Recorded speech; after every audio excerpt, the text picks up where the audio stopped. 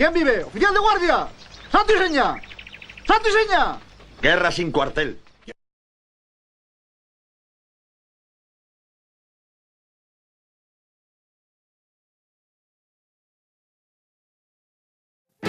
Europa es el continente de la libertad, la igualdad y la fraternidad, la tierra del laicismo, la fábrica del hombre secular y la cuna de la democracia.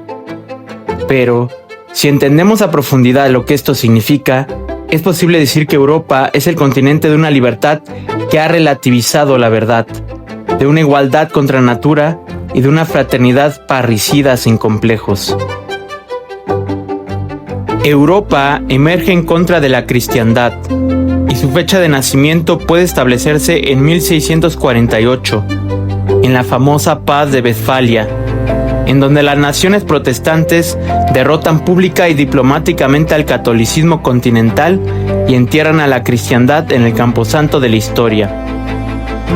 La cristiandad muere para nacer Europa con 5 puñales en la carne histórica de la cristiandad, a saber, la ruptura religiosa del protestantismo luterano, la ruptura ética con Maquiavelo, la ruptura política por mano de Bodino, la ruptura jurídica en Grocio y en Hobbes, y la ruptura definitiva del cuerpo místico cristiano en los tratados de Westfalia. Pero más allá de los Pirineos, un pueblo caballeresco se resistiría a perder su esencia y combatiría heroicamente contra Europa para preservar la cristiandad y expandir, a través de la evangelización, la fe católica en las tierras de América. España, como una cristiandad menor, se replicaría en otras Españas que llevarían, gallardamente, el estandarte de la milicia cristiana contra la infección europeizante que hoy lamentablemente ha inficionado todo el globo terrestre. Acompáñanos para descubrir el inicio y desarrollo de este conflicto entre dos civilizaciones que se batieron, durante 4 siglos, la hegemonía espiritual y cultural del Mediterráneo y del orbe entero. Acompáñanos a revivir la guerra en la que nosotros, como herederos de la civilización hispánica, se nos va el alma y se juega nuestro destino. Las Españas contra Europa.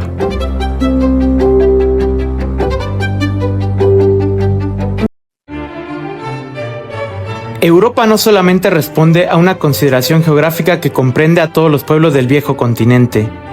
Europa no es tampoco la hija de Agenor, raptada por Zeus, ni la Oceánida gemela de Asia de la mitología clásica. Cuando hoy hablamos de Europa, es necesario preguntar por la esencia histórica y cultural de la idea del europeo. Francisco Elías de Tejada, pensador tradicionalista y catedrático de la Universidad de Complutense de Madrid y de la Universidad de Salamanca, sostiene una tesis paradójica, pero profundamente verdadera en su libro La monarquía tradicional de 1954. Europa no surge de la evolución histórica de la cristiandad medieval, sino que se levanta en su contra con una serie de revoluciones que derriban, a través de los siglos, su estructura interna, por lo cual debemos significar, con el vocablo europeo, la verdadera antítesis de la cristiandad. Elías de Tejada opone esta intuición a las posturas europeístas de pensadores ingleses como Chesterton, Belloc o Christopher Dawson, contra quienes, sobre todo este último, refuta su tesis que sostiene la continuidad entre cristiandad y Europa. Para Dawson, la civilización moderna, posterior a la ruptura luterana del orbe jerárquico medieval, no es sino prolongación lógica de este ordenado sistema de pueblos que se llamó la cristiandad.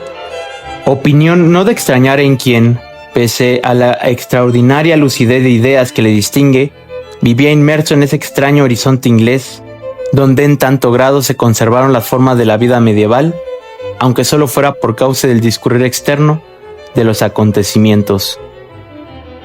Europa, por lo tanto, es un concepto polémico, en el cual podemos identificar a un tipo de civilización opuesta a la civilización cristiana. La Edad Media desconocía la idea de Europa y se refería, por el contrario, al espacio espiritual en el que vivía con un concepto diferente, la cristiandad. Esta última concibió el mundo como una agrupación jerárquica de pueblos, entrelazados según principios orgánicos, subordinados a los astros que San Bernardo de Claraval refería, el sol del papado y la luna del imperio.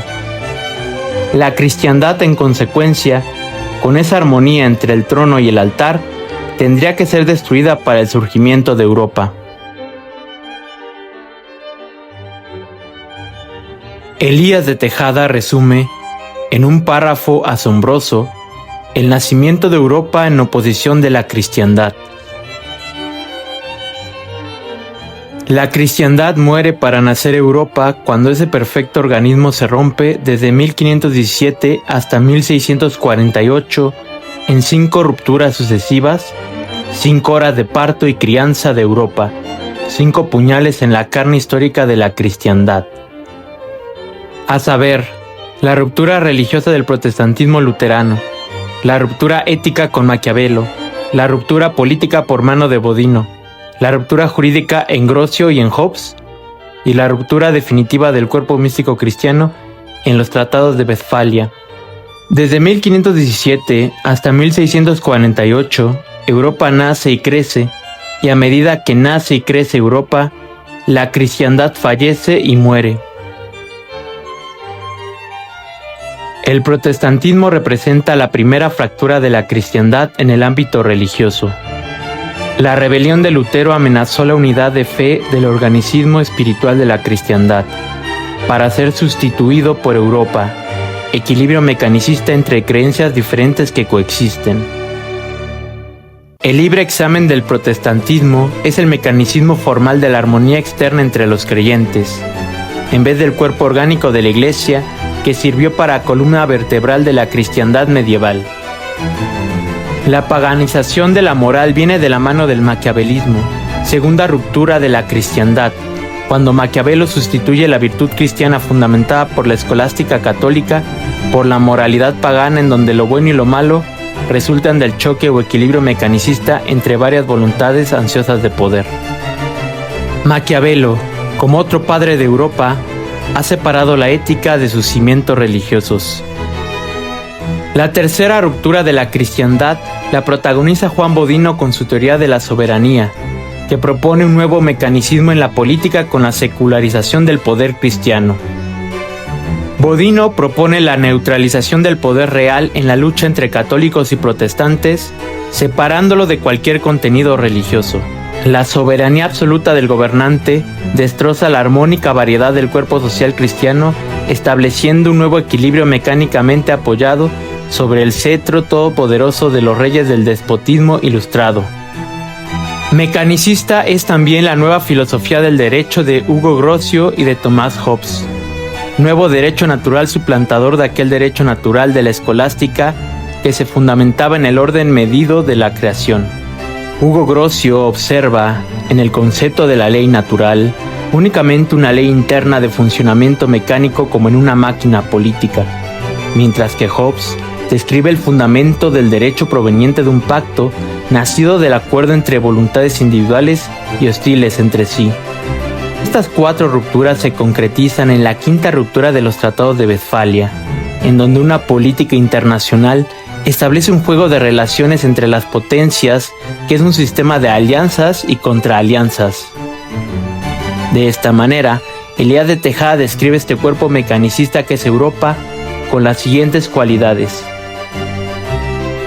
Europa es mecanicismo, neutralización del poder, coexistencia formal de credos, paganización de la moral, absolutismos, democracias, liberalismos, guerras nacionales o de familias, concepción abstracta del hombre, sociedad de naciones, ONU, parlamentarismo, constitucionalismo liberal, protestantismo, repúblicas, soberanía limitada de príncipes o de pueblos.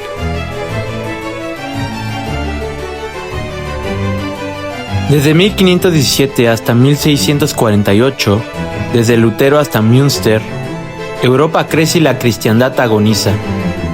Esos 131 años son los dolores de parto de la civilización europea y los estertores agónicos de la civilización cristiana. Pero no fue llano ni sin luchas el triunfo de la revolución que Europa es. En el rincón sudoccidental del occidente, allá donde terminaban los confines geográficos del orbe antiguo, un puñado de pueblos capitaneados por Castilla constituían cierta cristiandad menor y de reserva, arisca y fronteriza, que se llamaron las Españas, tensas en el combate diario contra la amenaza constante del Islam. En el siglo XVI, merced al entrenamiento 8 veces secular de la Reconquista, las Españas son el único bastión de la cristiandad y constituyen un conjunto de pueblos que se encuentran en forma para el excelso deporte de defender la catolicidad romana. Cerrando filas combatieron los hispanos contra la Europa que advenía, en defensa de la cristiandad que agonizaba, en defensa del sentido cristiano de la vida, en defensa de la estructura jerárquica de los pueblos, en defensa de una ordenación social fundada en libertades concretas. El resultado fue el agotamiento, hermano gemelo de la derrota, pero no el vencimiento espiritual. Quevedo ya no declara la derrota psicológica en su España defendida y los tiempos de ahora, de las calumnias de los noveleros y sediciosos. La fecha de este escrito es simbólica, 1609, el mismo año de la forzada tregua con las Provincias Unidas. No cabe mayor contradicción que las mentalidades hispana y europea a lo largo del siglo XVII. Entre la dignidad y el poderío, la civilización hispánica opta por la dignidad. Entre la fe y el comercio, abraza la cruz por honra y considera el mercadear como una afrenta. Miguel de Cervantes puso en boca de su héroe máximo las máximas de la hidalguía heroica de las Españas castellanizadas. Unos van por el ancho campo de la ambición soberbia, otros por el de la adulación servil y baja, otros por el de la hipocresía engañosa y algunos por el de la verdadera religión. Pero yo, inclinado de mi estrella, voy por la angosta senda de la caballería andante, por cuyo ejercicio desprecio la hacienda, pero no la honra. Las Españas seguían metidas a redentores de pueblos que, herejes o paganos, no dejaban redimirse, y a los reparos anejos, a los primeros desalientos respondía Don Quijote, despreciando la sensatez en nombre de la heroicidad, de la fe y de la hidalguía. Tales eran las maneras de las Españas que emprendieron la batalla en defensa de la fe católica hasta la extenuación histórica contra Europa, pero que no pudieron resistir merced a la europeización que sufrieron a partir del siglo XVIII. La europeización de las Españas ocurre sucesivamente en 3 fórmulas ideológicas consecuentes: el absolutismo del siglo XVIII, el liberalismo del siglo XIX y el totalitarismo del siglo XX. Cuando Carlos II firmó su testamento, simbolizó a su monarquía católica e hidalga en sus palabras: «Yo no soy nada». Pero cuando Luis XIV dijo, sea cierto o leyenda, que ya no había Pirineos, proporcionó contenido a la vaciada monarquía, el absolutismo francés, entonces fórmula política de Europa. La Casa Borbónica, tomando el relevo de los Austrias a principios de 1700 con Felipe V, introyecta la europeización con el absolutismo. El Marqués de Villena representa la primera oposición a este proceso extranjerizante cuando en 1701 pretendió la convocatoria de las Cortes en Castilla. Quería Villena restaurar las Cortes para contrapesar el centralismo de la monarquía, por lo cual el marqués pide al rey se observen los fueros de Castilla, con lo cual este hecho, protagonizado por el marqués, representa una de las más antiguas exposiciones del tradicionalismo español frente a la extranjerización absolutista. Sin embargo, Felipe V desatiende este llamado, como indica Elías de Tejada. Es que Felipe V es ya un europeo sentado nada menos que en el trono de Castilla, y sin la coyuntura de castellanizarse como 2 siglos atrás se castellanizó Carlos I.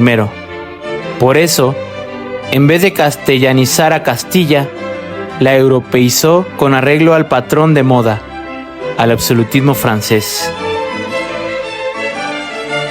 El decreto firmado en el Buen Retiro a 29 de junio de 1707 es una de las fechas más trágicas de la historia de España.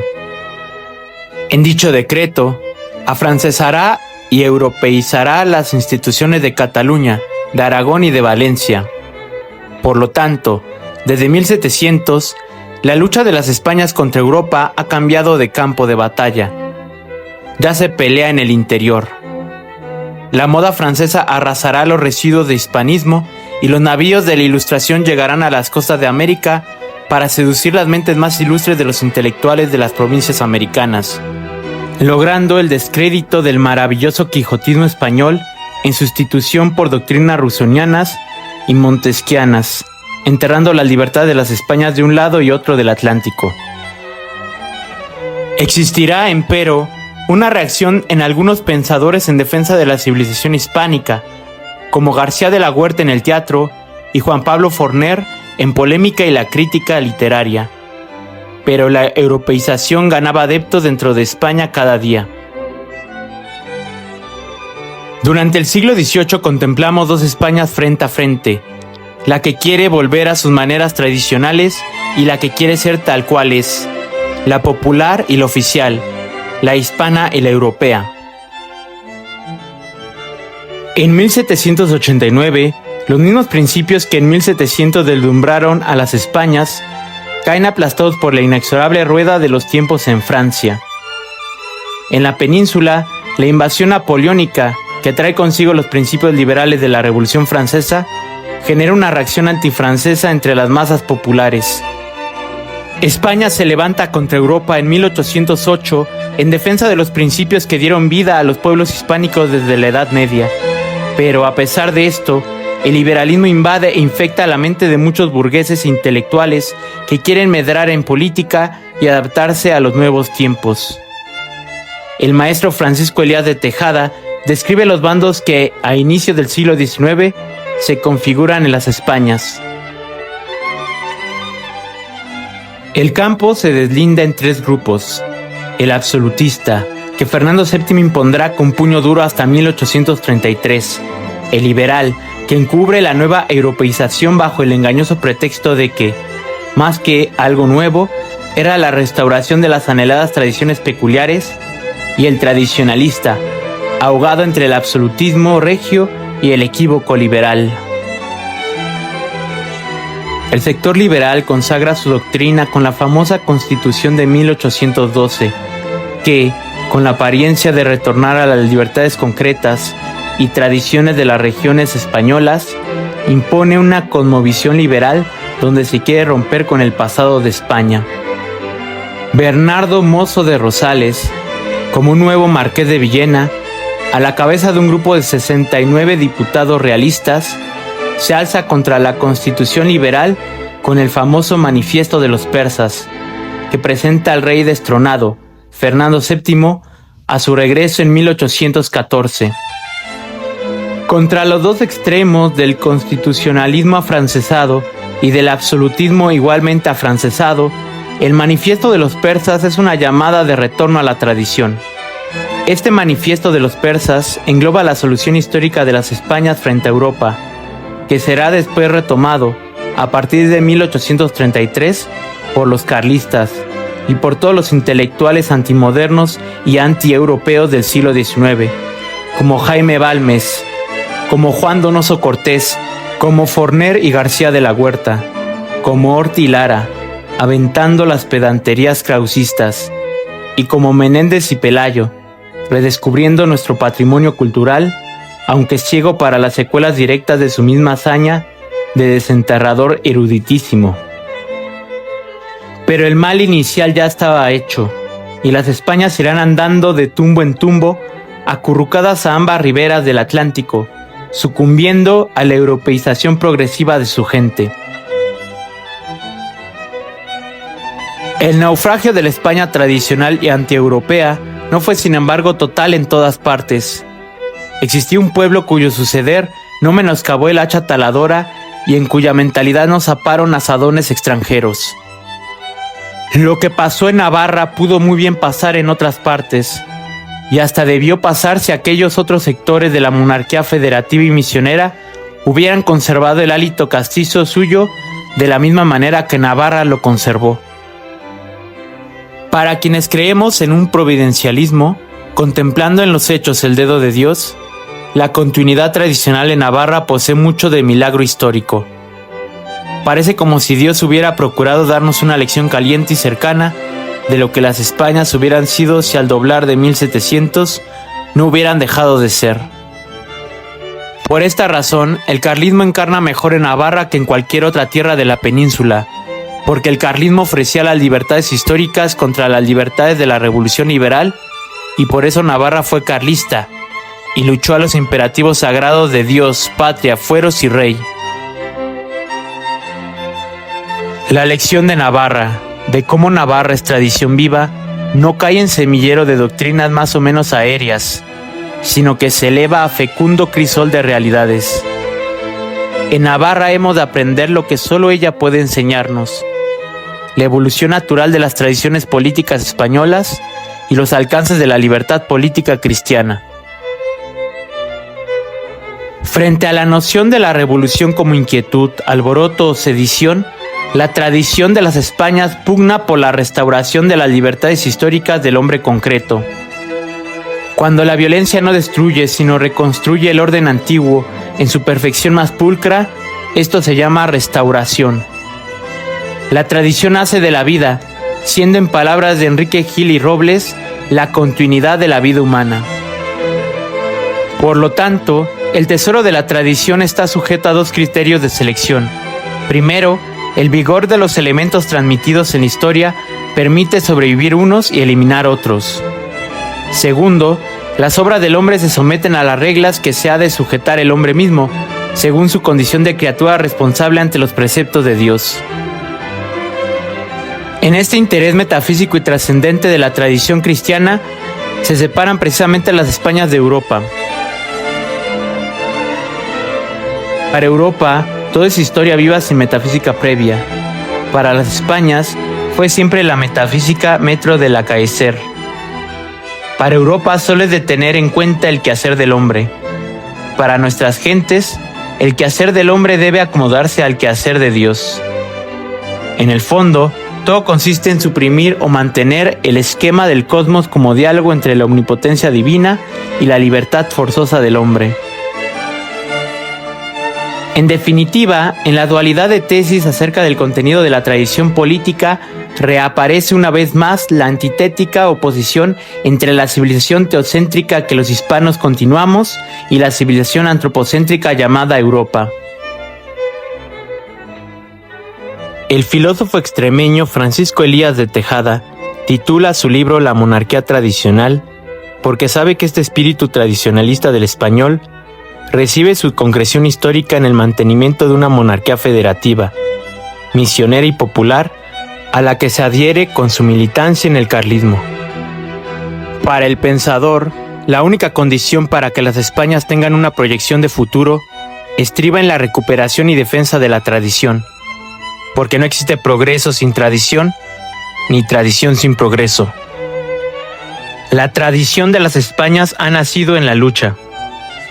Es una tradición de combate militar, de puro sentido misionero, nacida contra el Islam y perfilada contra la herejía protestante.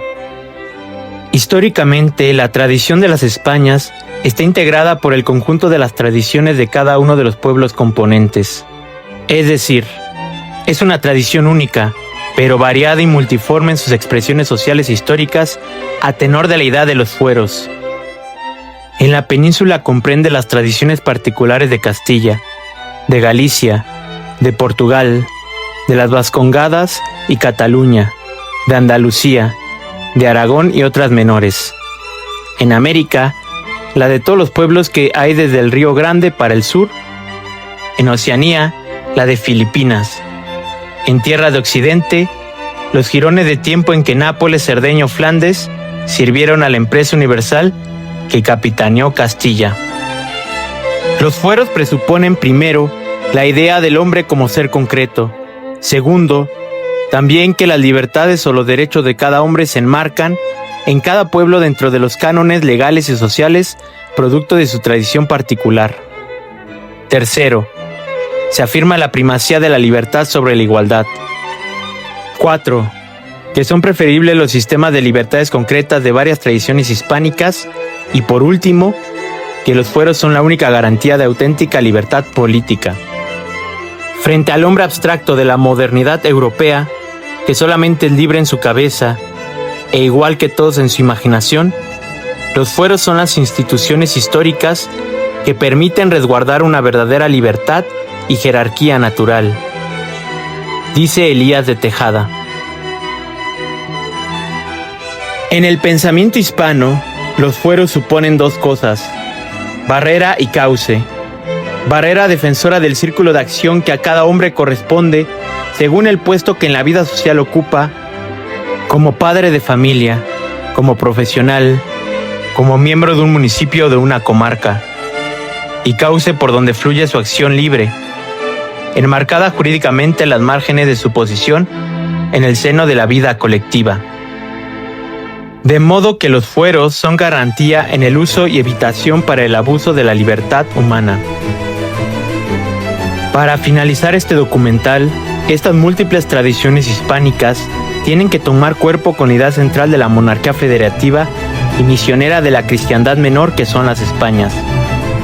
Porque partiendo de la familia, el edificio de la hispanidad se levanta orgánicamente por medio de los municipios, los gremios, las regiones y las cortes, hasta llegar al rey cristiano.